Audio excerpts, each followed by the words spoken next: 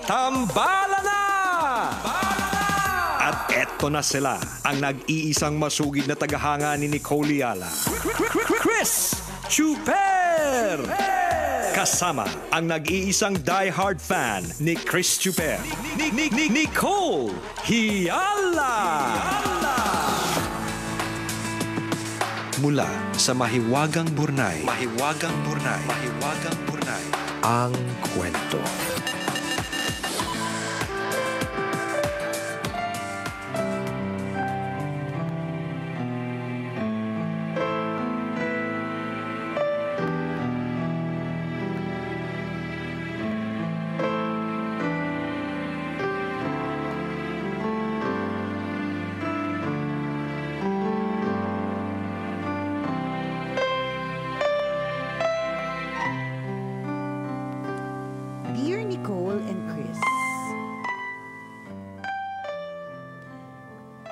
Itago nyo na lang ako sa pangalang Wendy. Sumulat ako kasi I need to vent out my emotions.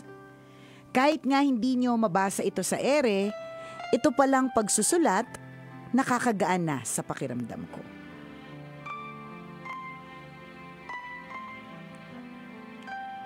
I had an unplanned pregnancy.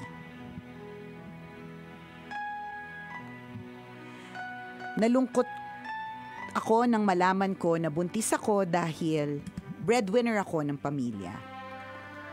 Isa pa, hindi pa kami stable ng boyfriend ko. Marami pa sana akong gustong puntahan at gawin sa buhay at alam ko na my pregnancy will change a lot of plans. Hindi din naging madali ang naging pagbubuntis ko. I had a preterm labor at 36 weeks na agapan lang. Thankfully, I gave birth to a healthy baby boy last May.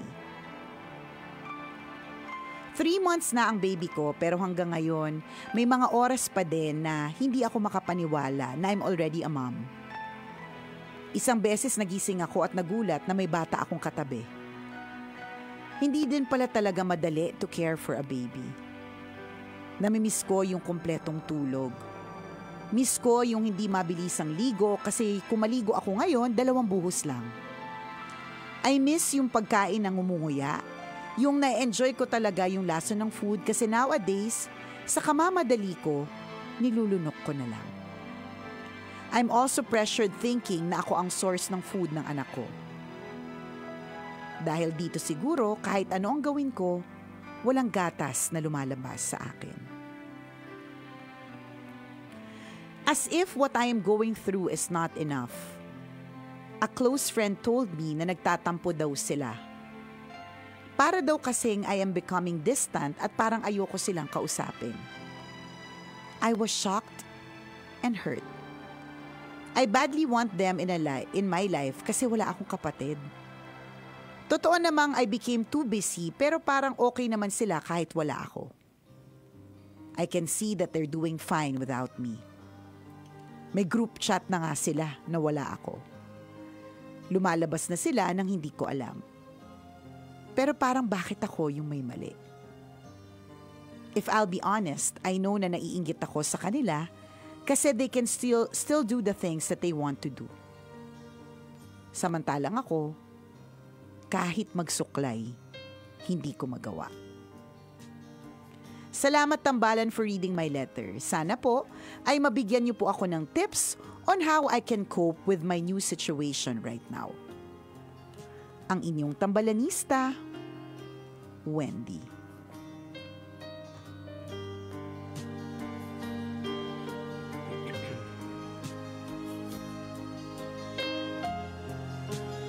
Hi, Wendy!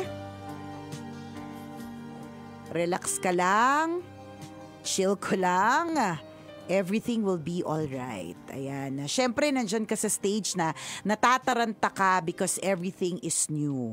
Tapos, sa totoo lang, as a doctor for today's video, As a doctor Alam for nyo today's naman. video, alam nyo naman, iba-iba pong role po namin. 'Di ba? As a doctor for today's video, syempre may mga changes in hormones. Hindi ba't yung mga babae kapag ka nagkaka-period, tumataas po yung level ng saltek? Yung parang mas moody than usual, basta nagmamas ang lahat ng mga bagay-bagay kapag nagkakaroon ng monthly period. So what more kapag bagong panganak na sobrang daming changes sa katawan mo at changes sa iyong lifestyle, 'di ba? Ano talaga yan, nakaka-haggard talaga yan. Totoo. Kaya nga, alam mo, partner, yung tambalanista natin yun si Lovely Abelia.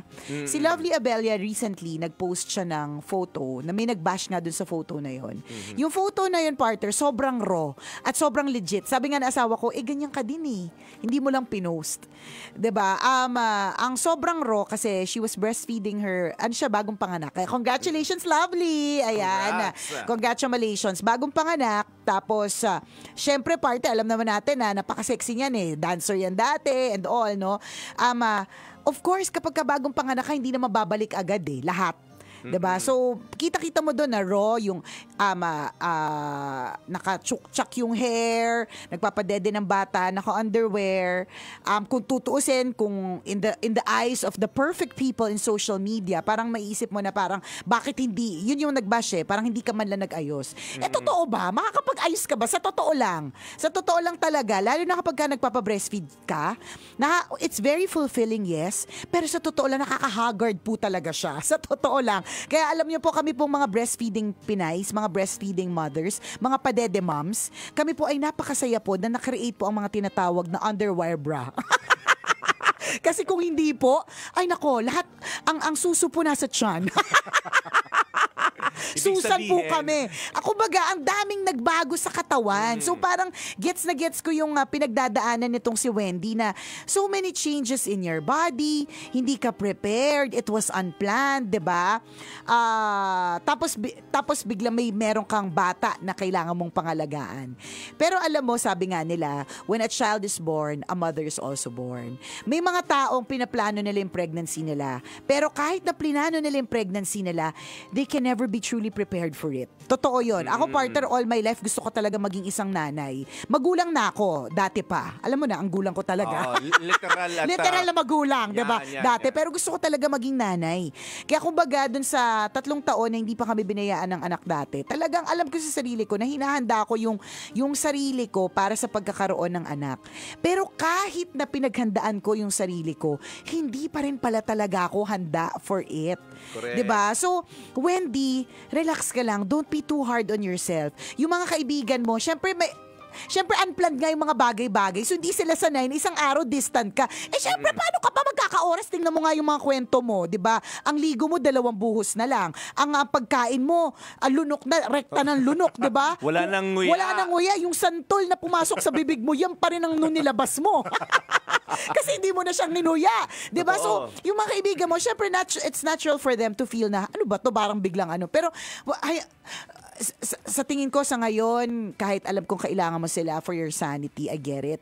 Pero wag nang makadagdag pa sa nararamdaman mo yung ganyan na bakit sila lumalabas nang wala ako, yung GC, gumawa, ganyan. Kasi makakadagdag yan sa stress at depression mo at sa postpartum blues na nararamdaman mo ngayon. Totoo. At ang maganda dito, makakapili ka ngayon ng mga yung mga pwede kang, ang kaganda ng social media, pwede kang makapili ng mga bagong moms na sasamahan. Yes, Oo, yes. mga bagong moms na tatanungan.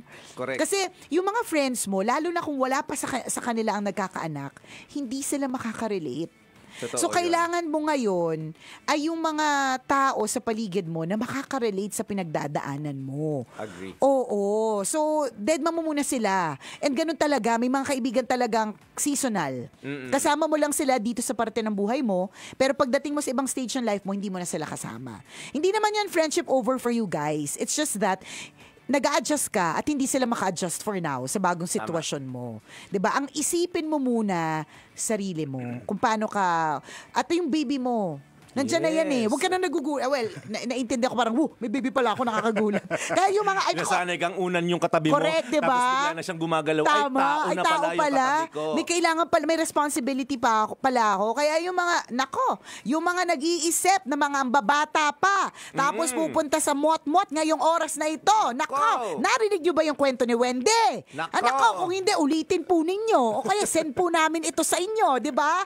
Hindi po madali. Correct. Akala lang po natin, yung cute na may baby. Kasi ang cute naman talaga makanood ng baby videos. Pero after nung pag-video ng cute, it's a whole bongacious to the maximum levelacious responsibility. Totoo, heavy responsibility ha. Hindi pa bebeng responsibility ito mga kaibigan. Kaya tama yun kung natutuwa ka lang sa idea na magkaroon kaya tayo ng anak. Ito pinag-usapan natin kahapon kasi parang maganda mag-photoshoot Tama.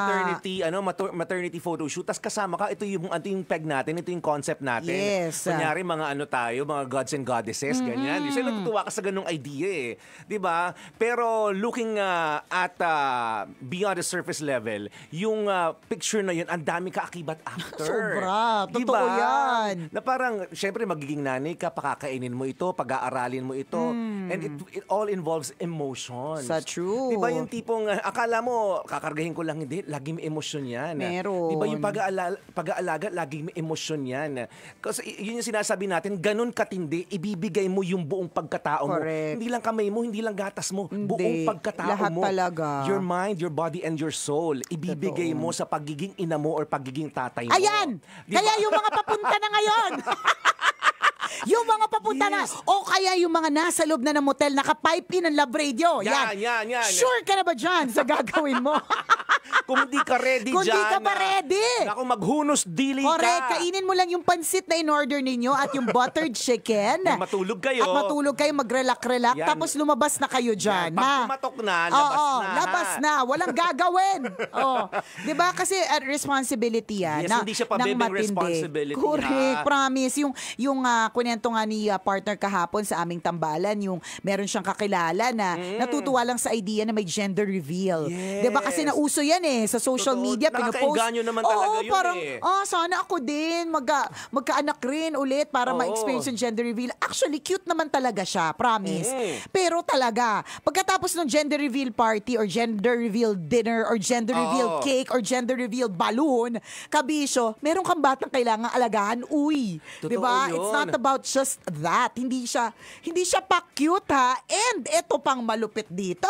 Kung hindi ka pa nako-convince na lumabas yan sa motel. Nako! Diba? Ang malupit dito, responsible ka para sa kanila kahit malalaki na sila. Hindi natatapos. Oo, hindi siya natatapos. At ito pang malupit dyan, hindi lang financial ang involvement siya. Nabanggit na ni partner yung emotional. Si Wendy, parang naaaning-aning na sa buhay niya. May mental. Diba? May mental na involvement. May spiritual din. Paano mo i-guide yung anak mo sa tamang landas ng spirituality? O kaya mo ba?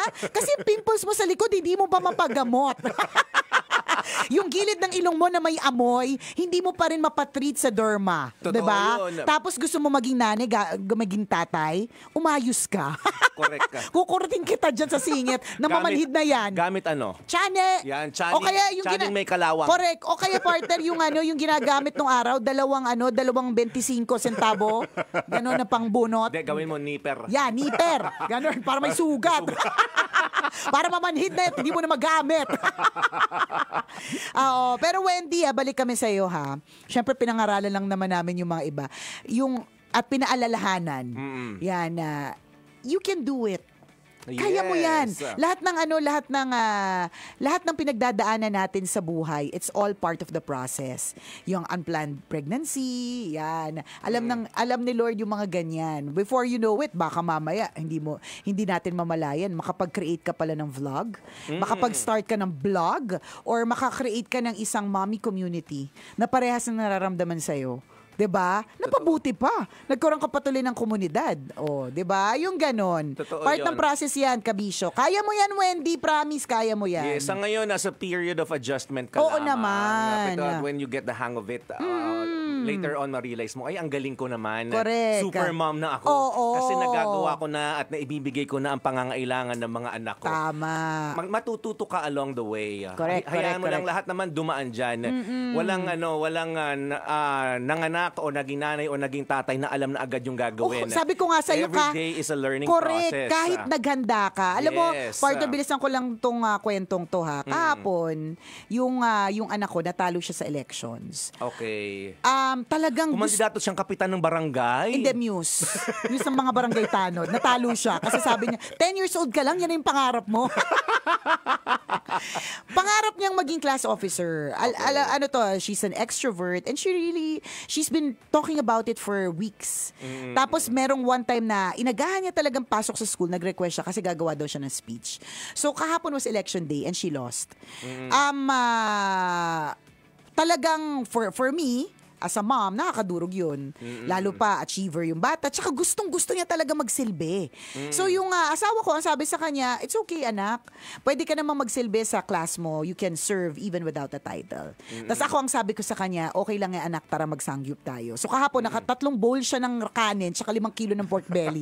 Sorry na po doon sa kinainan po namin, lugi yata kayo kahapon. pero partner, sabi ko talaga sa kanya, anak, this is not going to be the first time that you will receive a rejection. This is the first. Actually, first time niyang natalo eh. Hindi naman natatalo tong batang to eh. So, sabi ko, it's the first of many. Pero tandaan mo na hindi sayang yung pagkatalo mong yan. Hindi sayang yung rejection na yan. Yes. It's all part of the process para mas tumibay ang sikmura mo, tumibay ang dibdib mo, at tumibay ang pananampalataya mo. Kunento ko lang kasi it's important for those na hindi pa handa, uulitin ko, na lumabas na po kayo dyan sa kinalalagyan ninyo kasi may ganitong responsibilidad hanggang paglaki nila. Diba? Hindi natatapos yan. Hindi po yan natatapos. Isang paalala mula sa Tambalan. This sport